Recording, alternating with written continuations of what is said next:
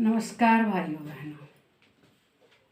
हमारे देश में पहले गुरुकुल में पढ़ने की व्यवस्था थी।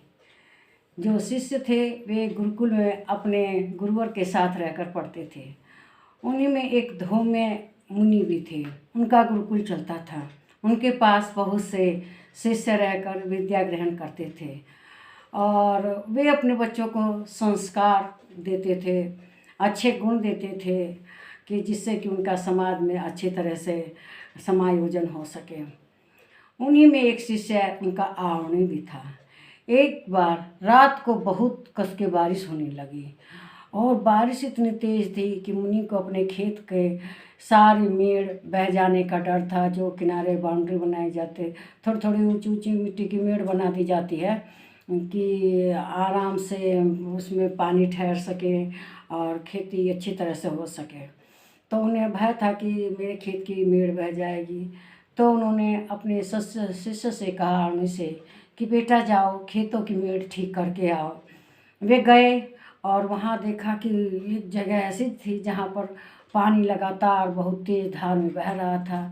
अब उनको महसूस हुआ कि ज़रूर वहाँ की मिट्टी वगैरह बह जाएगी और सारा मतलब खेत खराब हो जाएगा, क्योंकि खेत चलता था जो किनारे किनारे मेड़ बनती है उसी के उसके सहारे चलता था, उसके सहारे पानी रुकता था उसमें, और मेड़ टूट जाएगी तो खेत खराब हो जाएगा। अब आवनी को बड़ी चिंता हुई कि कैसे पानी रोका जाए। उसने बहुत रोकने की कोशिश की, मेड़ बनाई, बार बार मेड़ बनाई, लेकिन पानी के वेग में वो मेड़ बह जाती थी। तो अंत में उसको कुछ उपाय नहीं सूझा, तो वह वहाँ जो मिट्टी बह गई थी उसकी जगह खुद लेट गया और लेट कर पानी को मतलब उस मेड़ के रक्षा करने लगा।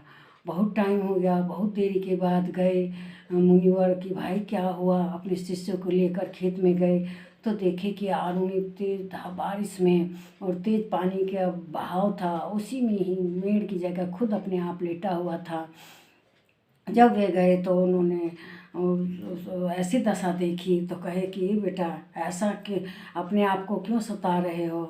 तब उसने कहा कि गुरुवर आपका आदेश था, मैं खेतों की रक्षा कर रहा था, खेत की रक्षा कर रहा था, मेड़ की जगह खुद ही लेट गया था। तो उन्हें बड़ा अपने बच्चे पर बड़ा ही ममता उमड़ी और कहने लगे कि बताओ तुमने इतना कष्ट उठाया मेरे एक आदेश के लिए, तुम्हारे भगवान हमेशा मदद करे, उसको बहुत आशीर्वाद दिए हृदय से। और कहा कि ऐसा शिष्य मैंने आज तक नहीं देखा, उसके संस्कार ही ऐसे उन्होंने दिए थे। तो हमें भी अपने बड़ों की आज्ञा का पालन करना चाहिए। आज के शिष्य लोगों को भी अपने गुरुजन की आज्ञा का पालन करना चाहिए। जैसे हारून अपने गुरुजन की आज्ञा का पालन करता था, अपने गुरु के कहने पर हुआ, मेड़ के स्थान पर खुद ही लेट गया था। मेरे ख्याल से मेरी ये जानकारी आपको अच्छी लगी होगी। इस वीडियो को लाइक करें, शेयर करें, सब्सक्राइब करें और नमस्कार।